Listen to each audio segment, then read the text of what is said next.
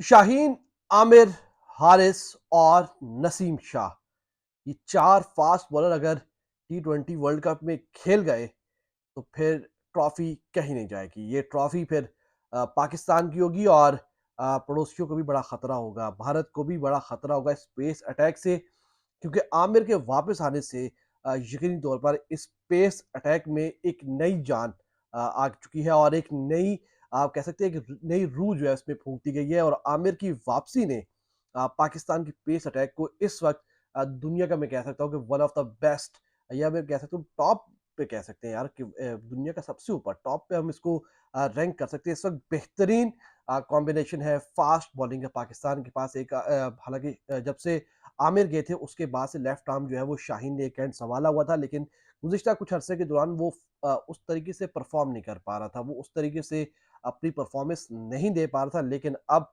मोहम्मद आमिर वापस आ चुका है और साथ ही साथ हारिस रऊफ़ अभी इंजरी का शिकार है, लेकिन वो वर्ल्ड कप से कबल मुकम्मल तौर पर फिट हो जाएगा। और नसीम शाह इस वक़्त अपने करियर के अरूज पर है।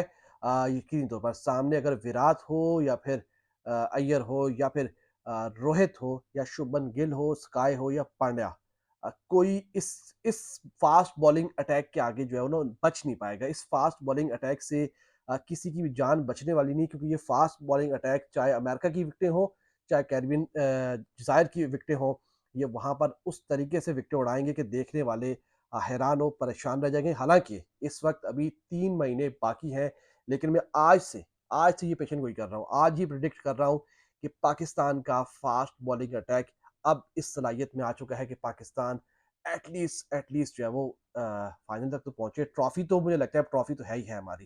ट्रॉफी तो अब कहीं नहीं जा रही, क्योंकि जिस तरीके पाकिस्तान के पास बैटिंग का कॉम्बिनेशन है, जिस तरीके से इमाद के बाद वापस आने के बाद पाकिस्तान टीम के पास बॉलिंग का कॉम्बिनेशन बेहतर हुआ है। और अब आमिर की वापसी ने आज यकीन तौर पर जो टीमें होंगी, जो क्रिकेटर्स होंगे, उनको परेशान तो किया होगा। खबर तो पूरी दुनिया में पहुंच गई होगी कि आमिर जो वापस आ चुका है। और नसीम के साथ अगर आपका एक एंड पे आमिर हो, फिर साथ में नसीम शाह हो, डेथ ओवर्स में हारिस रऊफ की फॉर्म वापस बहाल हो जाए, तो फिर तो यार पंगा ही कोई नहीं है, फिर तो कोई मसला ही नहीं है। और यकीनी तौर पर मैं कह सकता हूँ, आप भी कह सकते हैं कि यार वन ऑफ द बेस्ट, मतलब ये पेस अटैक, मेरी ख्वाहिश थी कि यार हम एक पेस अटैक ऐसा देखें, एक पेस अटैक हमें ऐसा नजर आए जिसमें एक्सपीरियंस जिसके पास हो, जिसके पास वैरायटी हो, जिसके पास तजर्बा हो, जिसके पास टी20 लीग्स खेलने का या टी20 क्रिकेट खेलने का एक भरपूर जो है वो उसके पास तजर्बा हो।